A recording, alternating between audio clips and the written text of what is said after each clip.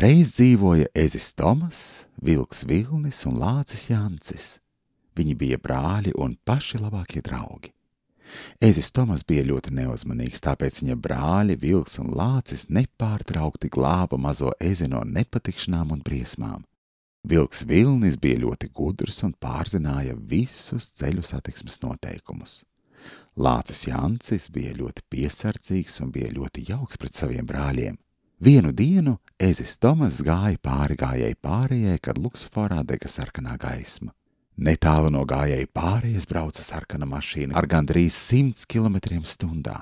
Pēkšņi no zila gaisa parādījās lācis Jancis un vilks Vilnis un paķēra savu mazo brāli, pirms tam paspēja uzbraukt sarkanā mašīna.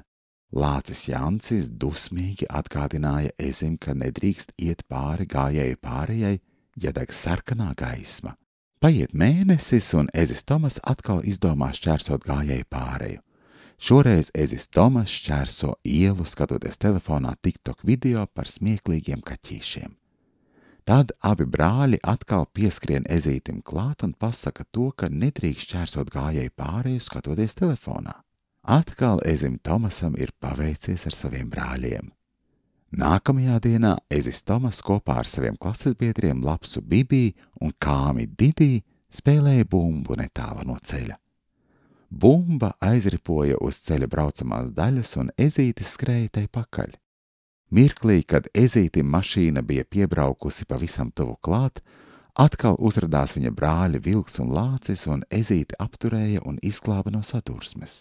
Mašīnā, kurai priekšā pieskrēja ezis, iekšā sēdēja cūciņa Pipa un viņas draudzene šinčila Ķirbīte. Bija karsta vasaras diena un visi mašīnas logi bija vaļā. Cūciņa Pipa, kāpjot mašīnā, bija aizmirsusi piesprādzēties. Kad mašīna strauji bremzēja, cūciņas telefons izlidoja pa mašīnas logu. Vilks Vilnis pamanīja izkritušo telefonu un atdeva to cūciņai Pipai. Nākamajā dienā pēc sadursmes ar mašīnu ezis Tomas izdomāja vakarā izbraukt ar velosipēdu, bet ezim nebija pielikti atstarotāji un lampiņa. Mašīna, kas brauca garām, nepamanīja ezi Tomasu un viņam piebrauca pavisam tuvu. Brāļi, kuri bija devušies līdzi uz velosipēdiem, paspēja ezīti pavilkt malā un izglāba viņu no sadursmes. Vilks Vilnis un lācis Jancis paņēma ezīti aiz rokas un aizvilka viņu uz veikalu, kur nopirka ezītim atstarotājus un velosipēda gaismiņu. Pēc visiem notikumiem ezītis Tomas bija gatavs kopā ar brāļiem mācīties ceļu satiksmes drošības noteikumus, lai brāļiem viņu vairs nebūtu jāglābj no briesmu situācijām. Pagāja mēnesis, un ezītis, pateicoties brāļiem, bija iemācījies visus noteikumus, kas viņam bija nepieciešami, un turpmāk briesmas viņam vairs nedraudēja.